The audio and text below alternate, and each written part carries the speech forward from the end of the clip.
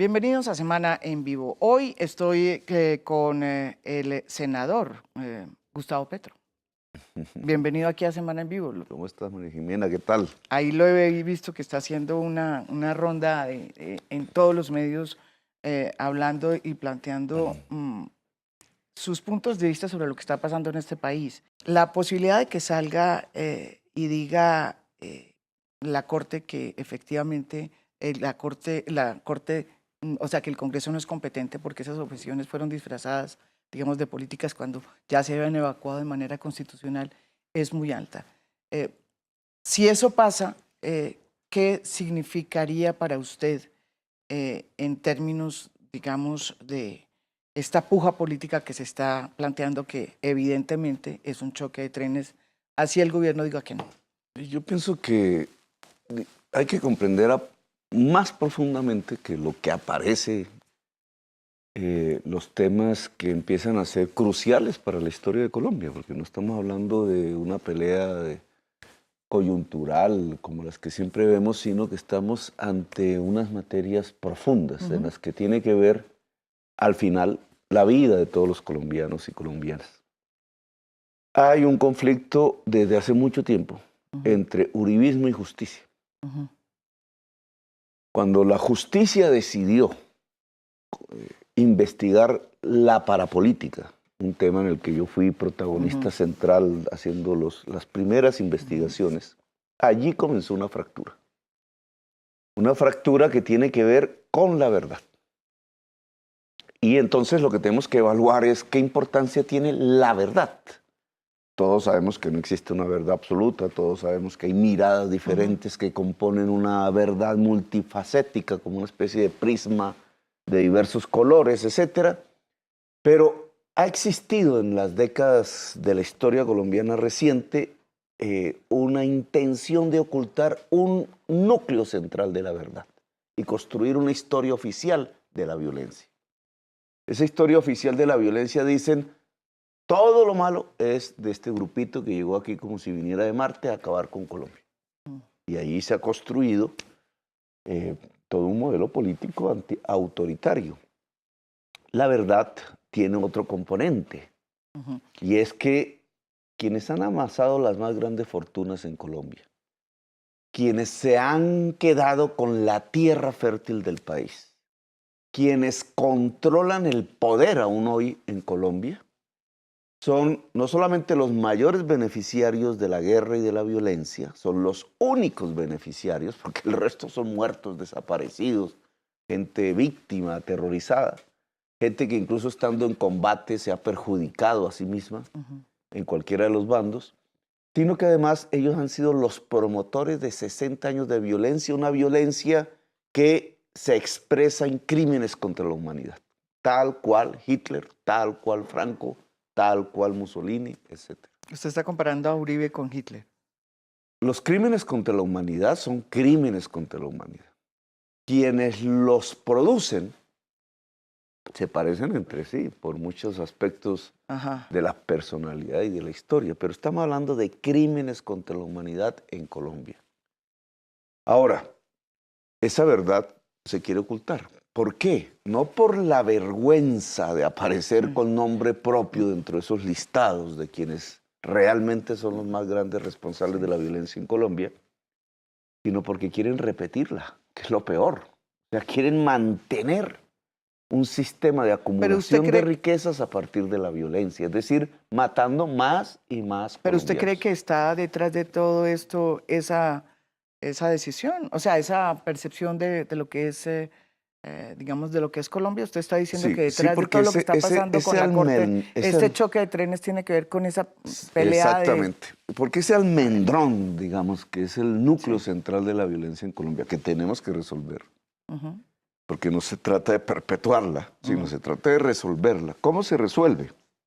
Palabras un tanto cristianas, en las que hoy muchas facciones cristianas políticas, que yo llamo de un falso cristianismo, no creen, pero es el mensaje central de muchas religiones, entre esas el cristianismo, es la palabra reconciliación. La palabra reconciliación tiene una dimensión política. Los europeos se reconciliaron. después de matarse por millones. ¿Cuántos crímenes contra la humanidad no sucedieron ahí? Sin embargo, hoy la sociedad europea, con muchos problemas, es una sociedad reconciliada. La sociedad norteamericana, después de su guerra de secesión, que fue salvaje y bárbara, y de la conquista de los indígenas, etcétera, es una sociedad reconciliada. América Latina, mal que bien, después de dictaduras, guerras, etcétera, hoy es una sociedad reconciliada. Quieren romper esa reconciliación. Colombia no. Colombia no es una sociedad reconciliada. Así no se puede construir una nación. No hay esperanza. La posibilidad de una Colombia grande, como queramos entender ese concepto, solo se basa en la reconciliación. Ahora, ¿cómo se reconcilia una sociedad? Ocultando su verdad o descubriéndola. Y entonces, verdad y reconciliación son sinónimos. He ahí la importancia de la justicia. He ahí la importancia de la justicia especial para la paz, porque está diseñada exclusivamente no para vengarse, sino para construir la verdad. El uribismo ahí no ha podido aceptar la posibilidad de la reconciliación. Y en esa medida trata de tapar la verdad por la cual incluso se debilitaría políticamente destruyendo la justicia. Lo intentó en los primeros gobiernos de Uribe, cuando la parapolítica... Pero ¿usted cree que esto es lo mismo que está pasando que pasó con la parapolítica? En ese momento el problema era la Corte no era la Corte Constitucional, sino la Corte Suprema de Justicia. También la Constitucional. ¿Usted cree que es lo mismo que está pasando? Es el segundo capítulo. Tiene ¿O hay elementos distintos? Tiene una interfaz. Usted en el primero fue un elemento importante porque hizo unos debates, es cierto, en la parapolítica.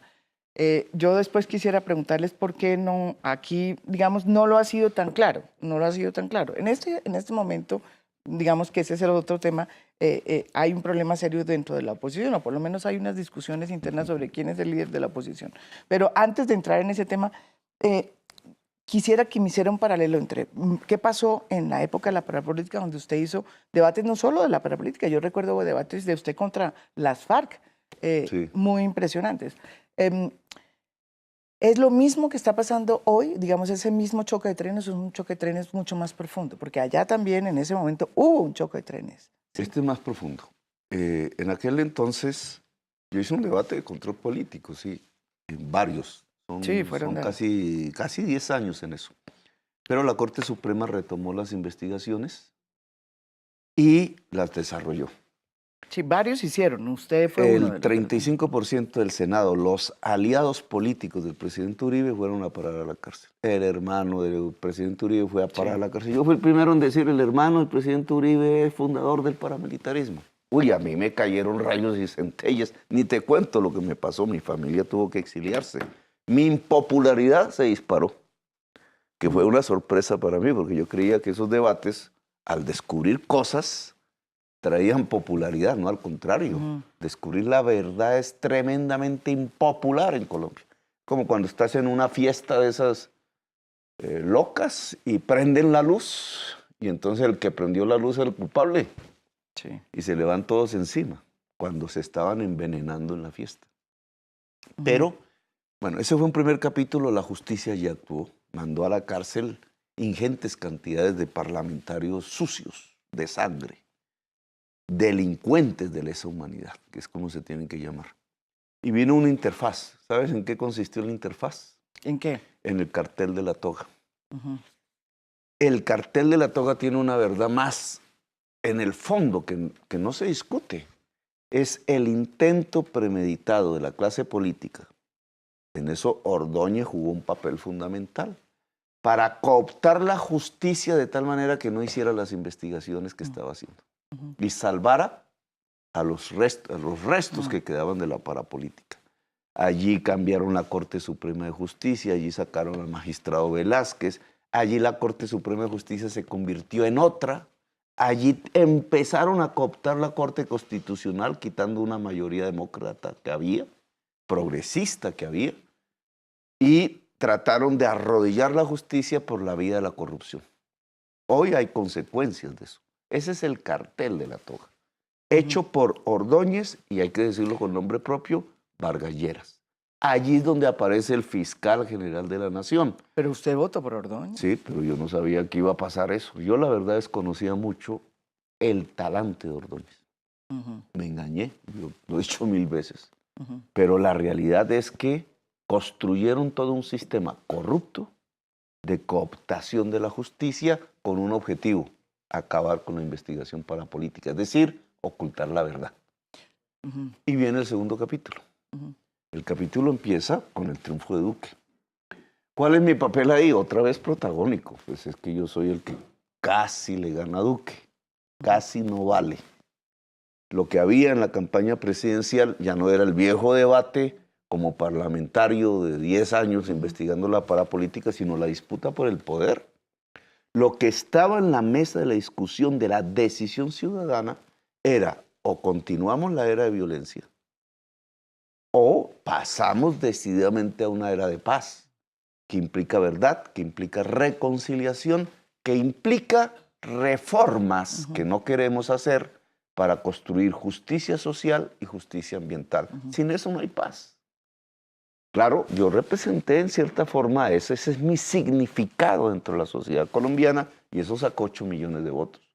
Muchos para la historia, pocos para la efectividad política. Un papel protagónico, indudablemente, pero mucho más claro que el que tuve en la primera fase. Es que estaba ya luchando por el poder. Ahora, perdimos. Ahora, ellos son los que gobiernan. Ahora viene el segundo capítulo. La sociedad colombiana apostó por una era de violencia, quizás engañada, quizás sin proponérselo, como queramos analizar, ya habrá quienes lo hagan. Pero este segundo capítulo es el intento definitivo, porque no hay más oportunidad histórica para Uribe, de enterrar la verdad, de enterrar la justicia y de impedirnos la reconciliación. Eso significa una nueva era de violencia, una barbarie en la violencia. La estamos viendo comenzando, ¿sí? Todas las noticias de todos los días te van mostrando cómo va creciendo la violencia en Colombia. Yo le quería hacer la pregunta de, bueno, entonces estamos hoy acá, estamos ante una nueva situación política más complicada, yo diría, como usted lo señala, pero usted es cierto, le fue mucho mejor en las elecciones pasadas. Muchos de los que votamos inicialmente por un candidato votamos por usted después, pero desde luego esos 8 millones de votos, que son muchos, no son realmente todos suyos. A eso, pues, es gente que votó por usted finalmente en la segunda vuelta, pero digamos, y esa es mi pregunta.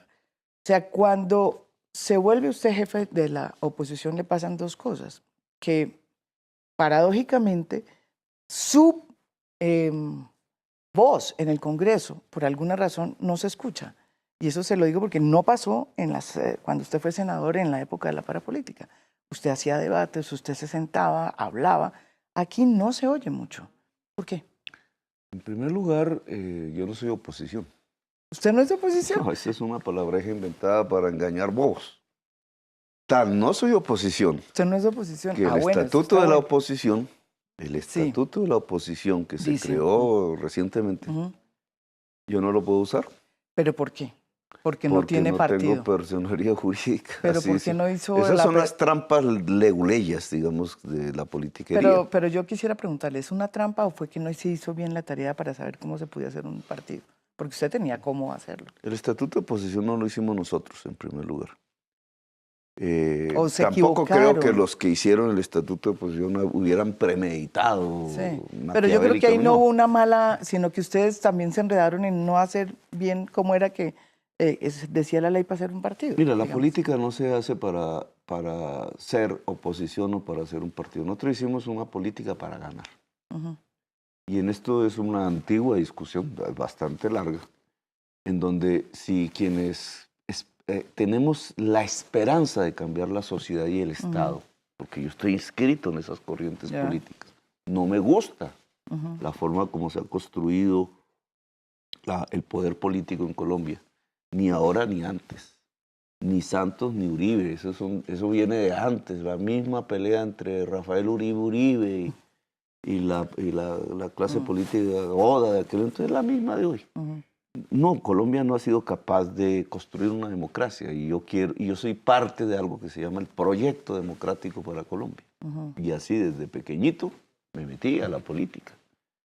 Entonces quienes hemos estado en esa corriente de pensamiento y de acción, nos hemos discutido entre si nosotros estamos destinados a ser oposición eterna o ser alternativa de poder. Todo lo que hicimos en la campaña de casi un año, hasta junio del 2018, es demostrarle a la sociedad colombiana que podemos y somos una alternativa de poder. Eso es muy diferente. ¿Pero se puede hacer alternativa de ponerse en un partido?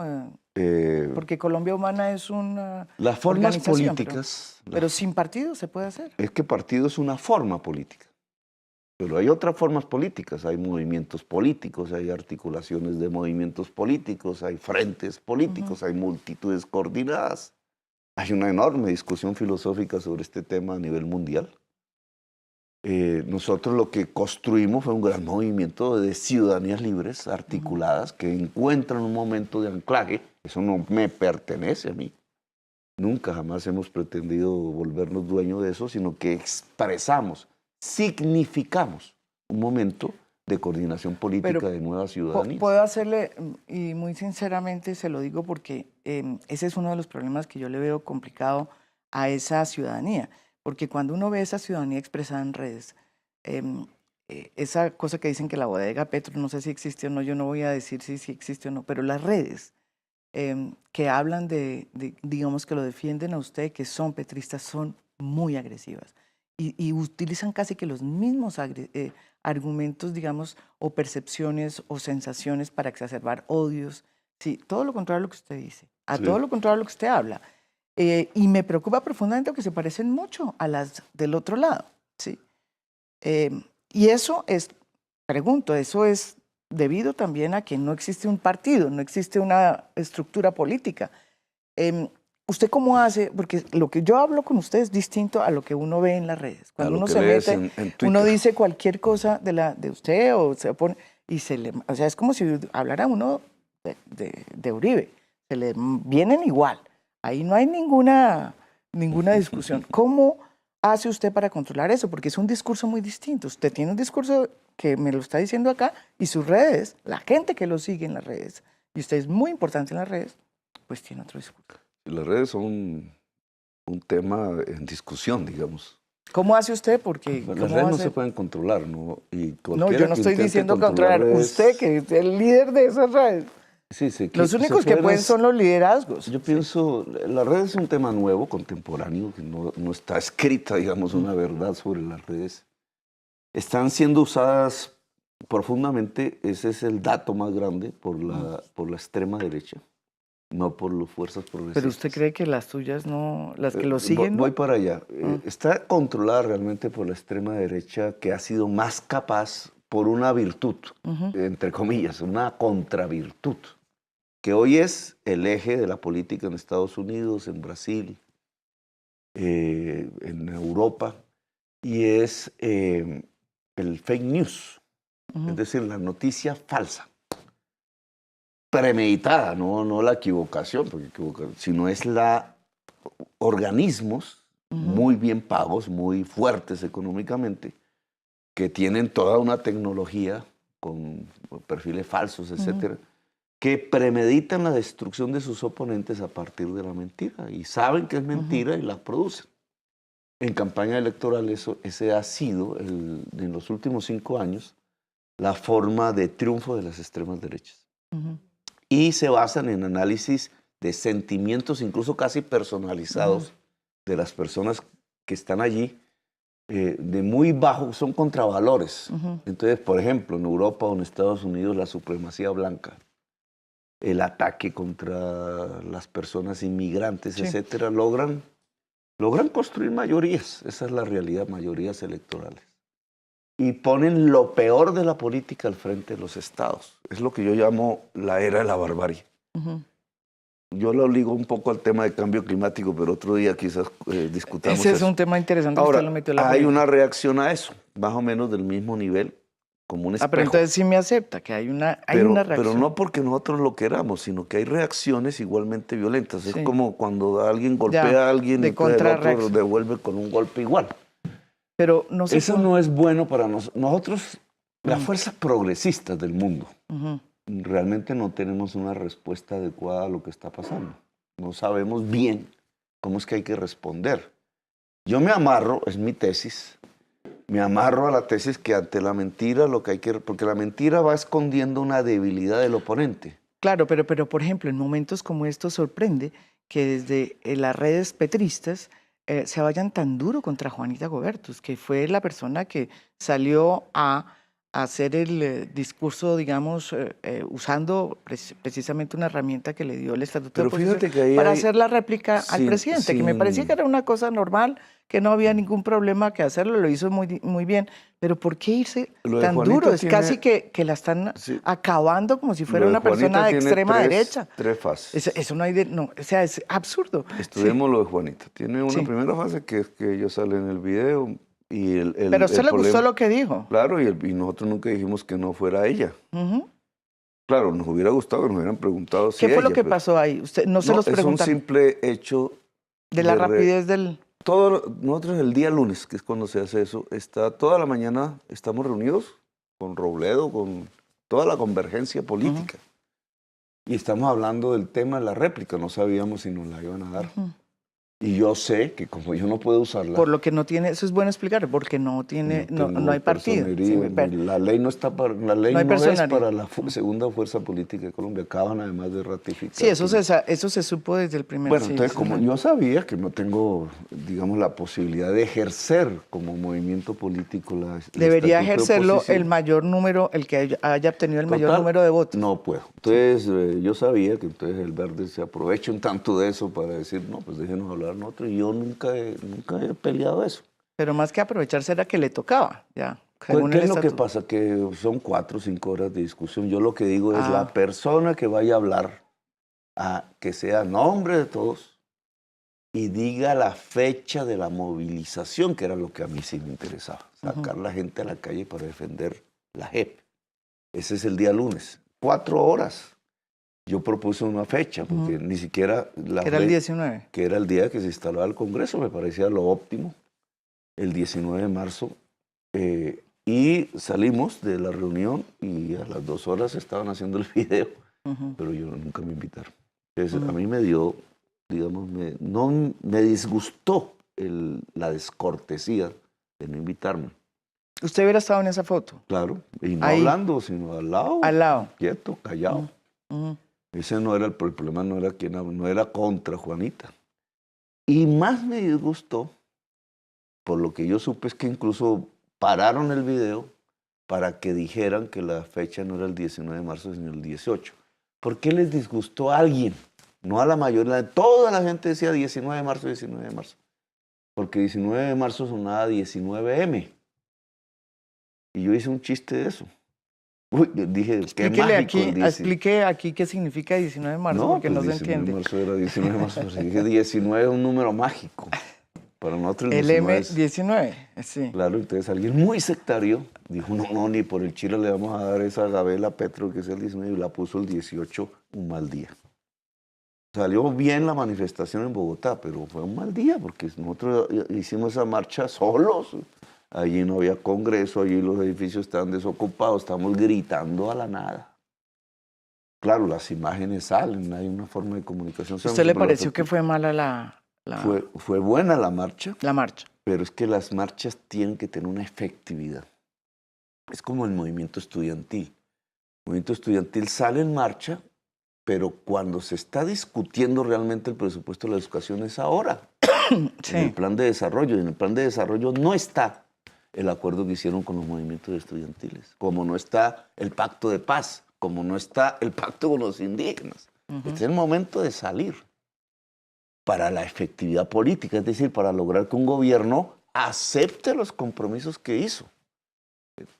Aquí, en el tema de la JEP, eso fue lo que pasó. Entonces yo dije, No nos invitan y nos cambian la fecha que estaba consensuada. Punto. Ese era el problema. El problema no era Juanita. Ni Bueno, siquiera pero se yo creo que Juanita volvió en tuviera. las redes.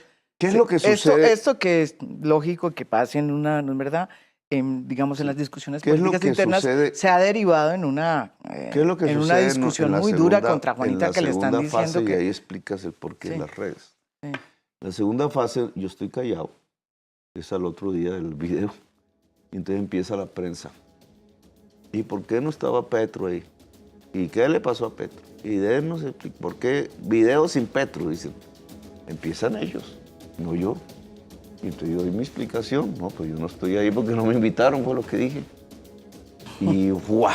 Entonces, es que este es el centro, esta es la decencia, no hay el radicalismo. ¿Cuál es el radicalismo de pelear por la democracia y la paz? O por un Estado de Derecho. Empieza un juego de la prensa que provoca una reacción en la red. O sea, la culpa de los medios. Entonces tienes que establecer otro tema de discusión. Que yo creo las que culpas son los medios. Yo sí creo que la red se está convirtiendo en un contrapoder del medio tradicional. Es un tema también mundial, ¿no? Y en cierta forma, cada vez que el medio tradicional trata de manipular, provoca una oleada en la red contraria. ¿Y cuándo manipula según usted? Cuando Sí, habla no. mal de usted, cuando habla... El Esto tema no es manipular, el es informar. El tema indígena, por ejemplo. No vamos a... ¿Por qué el medio de comunicación tradicional está manipulando? Porque quedó en manos de los más ricos del mundo. Y entonces los más ricos del mundo manejan el medio para tratar de expresar su concepción del mundo y la defensa de sus privilegios y una posición política. Transforma el medio de comunicación en un partido político. Eso Y viene mismo una dice reacción. Donald Trump y el expresidente Álvaro Uribe. Bueno, Estamos de acuerdo. son hermanos gemelos con Maduro. Estoy con Maduro, es correcto. Maduro dice exactamente lo mismo, exactamente lo mismo. Bueno, ahí están, se parecen ustedes, ahí están parecidos. Ya volvemos después de esta pausa, no se vayan, estamos con Gustavo Petro.